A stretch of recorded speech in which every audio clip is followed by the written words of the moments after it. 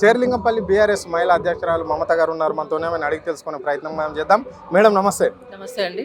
Madam చెప్పండి madam, Revanth Reddy 2.5 పరిపాలన తీరును ఏ విధంగా చూస్తున్నారు మీరు? రేవంత్ రెడ్డి పాలన ఎక్కడ చేస్తుండండి ఆయన?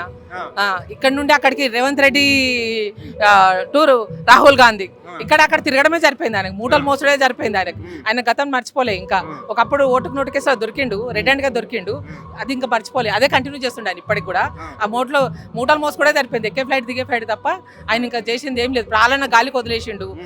మొన్న 15 నిమిషాల వర్షానికే కార్లన్నీ రోడ్ల మీద బతుకమ్మలు తెరినట్టు తెలినాయి. ఆఫీసర్లు ఎవరు నా మాట వింటలేడంటే నువ్వు ఒక ముఖ్యమంత్రి స్థాయిలో నువ్వు మాట్లాడాల్సిన మాటనా? ముఖ్యమంత్రి మాట్లాడాల్సిన మాటనా ఇది? నీ ముఖ్యమంత్రి మాట వినకపోతే ఎవరు మాట వింటారు మరి? ఎంతసేపు నీ దృష్టి అంతా భూముల మీద, రియల్ ఎస్టేట్ మీద తప్ప ప్రజల మీద పెట్టవా? ప్రజలకు ఏం చేసినావు నువ్వు? మహిళలకి 2500 ఇస్తానన్నావు, ఇచ్చినవా? ఒక్క బస్సు ఒక్కటి పెట్టినావు, ఆడవాళ్ళకి ఫ్రీ అని పెట్టినావు, మగవాళ్ళకి డబల్ చేసినావు. చేసి అదొక్కటే చెప్పుకుంటున్నావు, నేను ఒక్కటి చేసినా అని చెప్పి. అదొక్కటి మించి వేరేది ఏమీ చేయలేదు. వికలాంగులకు 6000 చేస్తానన్నావు, వృద్ధులకి 4000 చేస్తానన్నావు, అది ఇయ్యలేదు. ఇవాళ రైతులు వడ్లు కొనక, ధాన్యం కొనక కళ్ళల్లో పడి ఆత్మహత్యలు చేసుకొని చచ్చిపోతున్నారు, అటు గుండెపోటుతో చచ్చిపోతా ఉన్నారు. ఒక పక్క యూరియా యాప్ తీసుకొచ్చిండు. యాప్ ఎంతమందికి, రైతులు ఎంతమంది చదువుకొని ఉన్నారు, ఎంతమంది యాప్లో చేసుకుంటారు? ఇక్కడ ఇంద్రమ్మ ప్రభుత్వం నడుస్తుంది, రైతే రాజు, మా ప్రభుత్వానికి పెద్ద పీట చేస్తున్నాం మహిళలకు రైతులకు అని చెప్పేసి కూడా ముఖ్యమంత్రి పదే చెప్తుంటారు. నేను ఇద్దరిని అడుగుతున్నా, రైతులను అట్లా మోసం చేసినావు, ధాన్యం కొనట్లేదు, యూరియా ఇవ్వట్లేదు వాళ్ళకి, రైతులకు అట్లా అయిపోయింది. మహిళలకి 2500 ఇస్తానన్నావు, కోడలికి అత్తకు 4000 చేస్తానన్నావు, అది ఇయ్యలేదు. వికలాంగులకు 6000 చేస్తానన్నావు, అది ఇయ్యలేదు. ఏం చేసినావు అని చెప్పి ఇవ్వాలి నువ్వు? ఏం ముఖం పెట్టుకొని ఇంకా నేను 10 ఏళ్ళు ఉంటా అని చెప్తున్నావు నువ్వు? నేను 10 ఏళ్ళు ఉంటాను, మొన్న ఒక ఇంటర్వ్యూలో అయినా, నేను ఇంకా 10 ఏళ్ళు నేనే సీఎంగా ఉంటాను. ఏం చేసినావు అని చెప్పి? ఏం చేసినావు నువ్వు 10 ఏళ్ళలో? ఏం చేసినావు అనేది 6 గ్యారెంటీలు అమలు చేసిండు. ఇక్కడ సన్న బియ్యం ఇస్తున్నాడు, సబ్సిడీ గ్యాస్ ఇస్తున్నాడు, ఉచిత కరెంట్ ఇస్తున్నాడు, ఇంద్రమ్మ ఇండ్లు ఇస్తున్నాడు, అంటే రకరకాల పథకాలు. మహిళలకు ఉచిత బస్ ఇస్తున్నాడు, 2500 ఇస్తున్నాడు, అత్తకు 4000, కోడలకు 2500 అని చెప్పేసి అధికారంలోకి వచ్చిన ఈ రేవంత్ రెడ్డి నిరుద్యోగులకు ఉద్యోగాలు ఇస్తున్నాడు, విద్యార్థులకు ఉద్యోగ అవకాశాలు కల్పిస్తున్నాడు, విద్యార్థులకు చదువు కార్పొరేట్ బళ్లతో పాటుగా పోటీ చేస్తున్నాడు కదా. ఉన్న స్కూళ్ళనే మొత్తం తీసేస్తాడంట. ఇప్పుడు మొత్తం స్కూల్ అన్ని తీసేసి ఒక 4000 తీసుకొస్తాడు, దాన్ని ఒక 25,000 30,000 ఉన్న స్కూల్ అన్ని ఒక 4000 తీసుకొస్తాడంట. మరి మిగిలిన వాళ్ళంతా నువ్వు కార్పొరేట్ స్కూళ్ళు ఓపెన్ చేస్తున్నావు, అందరు గరీబోళ్ళు పోయి అందులో చదవలేరు కదా, ఉన్న స్కూల్ అనే తీసుకుంటా పోతున్నావు. ఎవరికి వేసిండు? మహిళలకి 2500 ఎవరికి ఇచ్చిండు? 4000 ఎవరికి పింఛన్ ఇచ్చిండు? 6000 వికలాంగులకు ఇచ్చిండా? రైతులకు ఏం చేసిండు? రైతులకు అసలు యూరియా దొరకలేదు. నువ్వు పండించిన పంట కొనట్లేదు. నువ్వు కేంద్రం ఎంత కొంటుంది, నేను అంతే కొంటా అంటావు.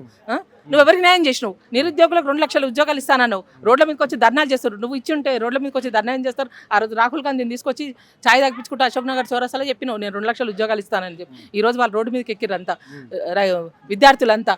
ఈరోజు యువత కదిలితే ఏదైనా సాధ్యమే, ఏదైనా చేయగలుగుతుంది. వాళ్ళంతా రోడ్డు మీద తీసుకొచ్చిన ఘనత నీదే, అది రేవంత్ రెడ్డి నీదే.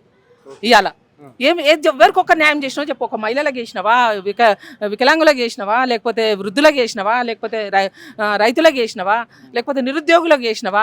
ఏదో ఒక్కటి చేసినావు నువ్వు. ఇక్కడ నుండి ఢిల్లీ టు హైదరాబాద్ తిరుగుడే సరిపోయింది, ఎక్కే ఫ్లైట్ దిగే ఫ్లైట్ తప్ప, నీకు మూటలు మోసుడు తప్ప ఇంకా వేరే చేసింది ఏం లేదు నీకు.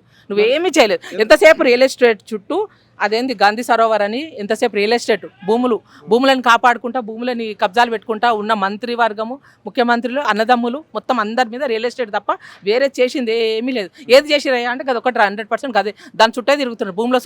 భూమి చుట్టూ తిరిగినట్టు, ఆ చంద్రుడు తిరిగినట్టు, సూర్యుడు తిరిగినట్టు వీళ్ళు ఎంతసేపు రియల్ ఎస్టేట్ చుట్టూ తిరుగుతున్నారు తప్ప ఒరిగింది ఏం లేదు ప్రజలకు వీళ్ళతోటి. అంటే రేవంత్ రెడ్డి చివరిగా చెప్పండి, నేను హిట్లర్ పాలన కొనసాగిస్తున్నా ఈ రాష్ట్రంలో అని చెప్పేసి అంటున్నాడు. హిట్లర్ని ఆదర్శంగా తీసుకుని ఈ 2.5 సంవత్సరాలు ముందుకు పోయినా అని చెప్పాడు. దీన్ని ఎట్లా చూస్తారు? హిట్లర్ని ఆదర్శంగా తీసుకుని ఆయన అవలంబిస్తున్న పద్ధతులు అలా ఉన్నాయి. హైడ్రా తీసుకొచ్చిండు, ఇవాళ గరీబుల ఇండ్లు గుడిసెలు కూలగొట్టి ఆనందంగా నవ్వుతున్నాడు. వాళ్ళు అట్లా శాపనార్థాలు పెడుతుంటే ఆయనకు ఆనందం అంట, అది హిట్లరే చేయగలుగుతాడు, అట్లా వేరే వాళ్ళు చేయలేరు. హిట్లర్ని ఆదర్శంగా తీసుకుంటే రేపు హిట్లర్కి ఏ గతి పట్టిందో అదే గతి కూడా రేవంత్ రెడ్డికి పడుతుంది, అంతే. ఇది పరిస్థితి.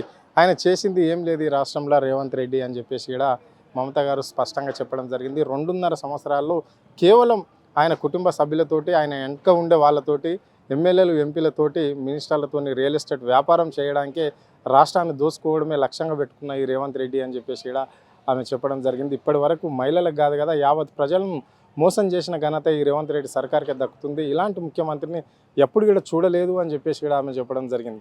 ఎందుకంటే ఆయన హిట్లర్ని ఆదర్శంగా తీసుకొని పాలన చేస్తూ ఉండడమే సిగ్గుచేటు అని చెప్తున్నాడు. మరి హిట్లరు ఆత్మహత్య చేసుకోండు, మరి రేవంత్ రెడ్డి పరిస్థితి ఏంటో అంతు చిక్కడం లేదు అని చెప్పేసి కూడా ఆమె చెప్పడం జరిగింది. కెమెరా పర్సన్ ప్రవీణ్ తో అరుణ్, ఆద్య టీవీ, హైదరాబాద్.